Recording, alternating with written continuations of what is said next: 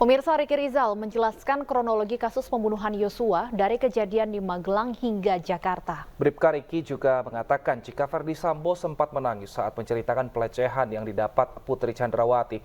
Sementara itu berdasarkan rekaman CCTV, hakim mengatakan keterangan Riki Rizal bohong. Singkat cerita sampai kediaman lah ya, sampai kediaman. Saya masuk ke dalam rumah, tidak ada orang di bawah, tidak ada siapapun. Terus saya naik ke lantai 2, karena tadi yang menelpon Richard kan ibu. Ada apa? Saya naik ke lantai 2, terus saya lihat Susi nangis. Duduk di depan itu nangis loh. Terus ketemu Om Kuat di sebelahnya, tapi berdiri. Terus Om Kuat kayak apa ya, kayak bahasanya gemerungsung lah yang mulia. Terus saya tanya, ada apa Om? Nah, Om Kuat di situ, tadi saya lihat Joshua naik turun tangga, saya samperin malah lari. Terus saya lihat ke atas ibu udah tergeletak, saya sempat kejar pakai pisau gitu yang mulia. Lihat ibu gitu. Terus saya masuk yang mulia ke dalam kamar. Terus di situ saya duduk di bawah lantai, saya mencoba menanyakan ke ibu. Waktu itu ibu tiduran. Terus izin ibu, ada apa ibu, izin. Diem terus, Yosua di mana dek? Yosua ibu, siap ibu. Saya berdiri, saya turun, saya cari Yosua dulu di ruang tengah itu, ke belakang juga, ke arah laundry. Enggak ada, saya lihat ke depan enggak ada, terus saya ke kamar belakang. Di kamar belakang itu saya ketemu Susi. Saya tanyakan, lihat Joshua enggak? Enggak Om. Terus saya ke arah garasi juga ada, seingat saya dari Richard sama Om Kuat. Lihat Joshua enggak? Enggak Bang. Om Kuat enggak, saya enggak ingat jawab apa. Terus saya masuk lagi. Richard mengikuti. Mungkin karena tahu saya nyari Joshua, dia respect mengikuti saya. Terus saya masuk ke kamar ADC, kamar yang di depan yang biasa ditempati ADC itu di lantai 1. Saya buka kamar, tidak ada Joshua juga, Richard juga ikut ke situ. Terus saya tanya, Chat, karena saya lihat ada stayer kan di situ yang mulia, ada senjata stayer di sebelah tempat tidur sama lemari. Mengorbankan masa depan anak-anakmu untuk nutupin ini semua. Sampai hari ini kamu masih mencoba nutupin. Seolah-olah saya percaya dengan cerita kamu. Dari tadi saya diemin aja cerita kamu. Saya tahu kapan kamu bohong, kapan enggak. Cerita kamu nggak masuk di akal semua. CCTV itu loh, jelas. Bukti CCTV. Bagaimana kamu bercerita seperti itu, tapi di sisi lain, kamu ikut bisa ketika diperiksa di Provos, bisa menceritakan detail apa yang terjadi.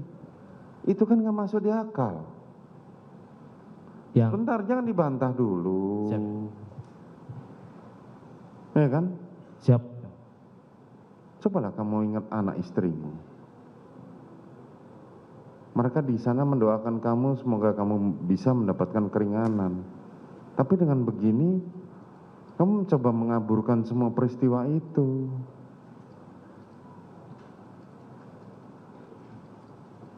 Yang saya ingatkan kepada saudara. Siap yang mulia. Saya tidak butuh pengakuan saudara. Siap. Karena dari awal jelas, kasus ini terbuka, bisa sampai maju ke persidangan ini, karena kesaksian dari Eliezer. Bukan kesaksian dari saudara.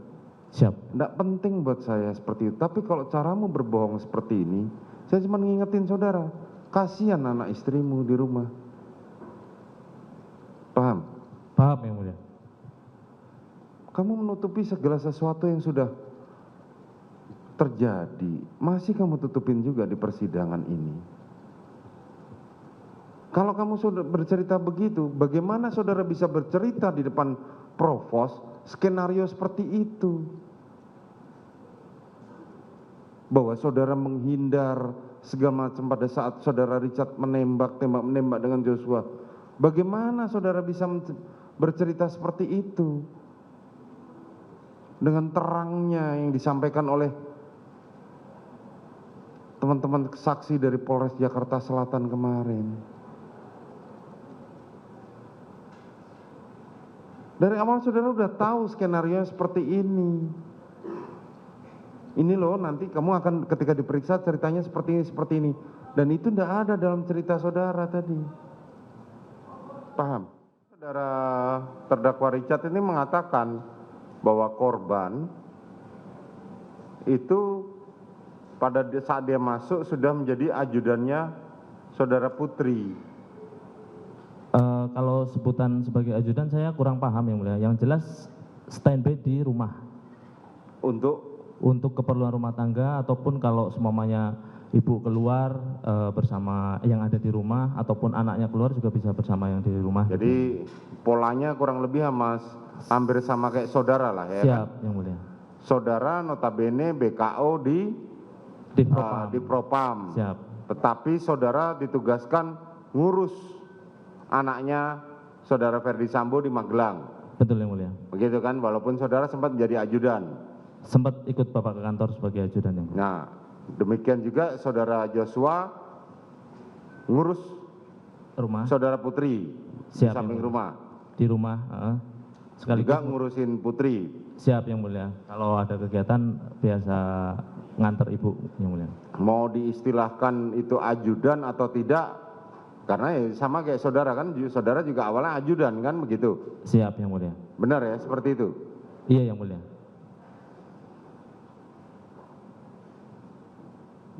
Saudara Joshua kalau saudara PC kan juga sering ya ke Magelang ya?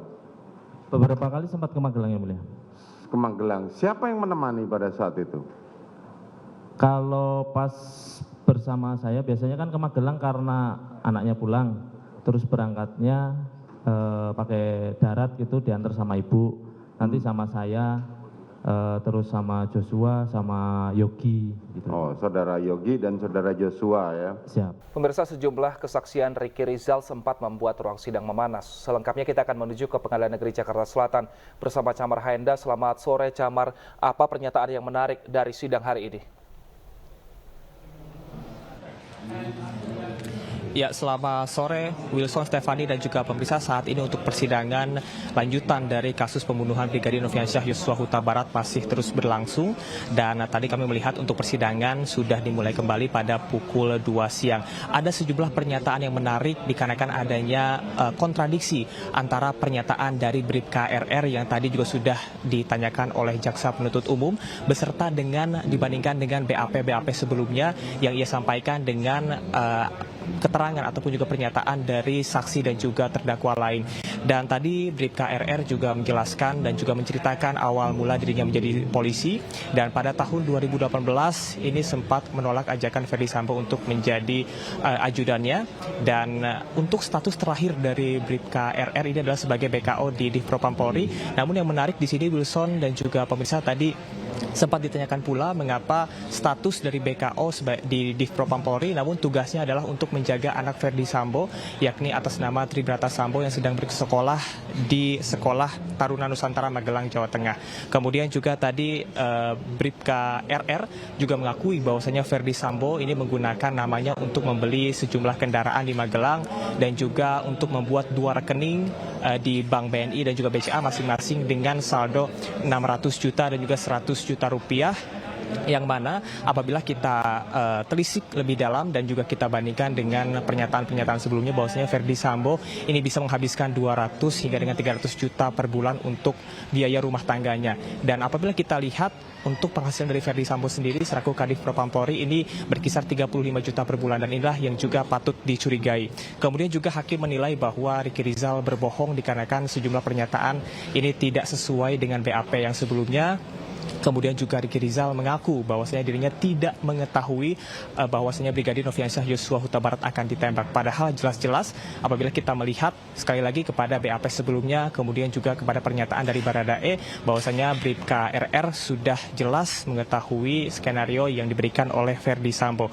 Kemudian juga Ricky Rizal tadi menyampaikan bahwasanya dirinya tidak melihat penembakan yang dilakukan oleh Verdi Sambo kepada Brigadir Nofriansyah Yosua Huta Barat dikarenakan adanya panggilan dari Hendy Tolki terhadap saudara Romer. Padahal kita ketahui bahwasanya saksi saudara Romer yang dihadirkan pada beberapa minggu yang lalu menyebutkan tidak mengetahui adanya panggilan HT. Kemudian juga yang ia lihat adalah berkaitan dengan penembakan yang dilakukan oleh Baradae terhadap Brigadir Nofriansyah Yosua Huta Barat, dan Bribka RR juga mengakui tidak mengetahui bahwasanya adanya perintah dari Verdi Sambo untuk melakukan penembakan.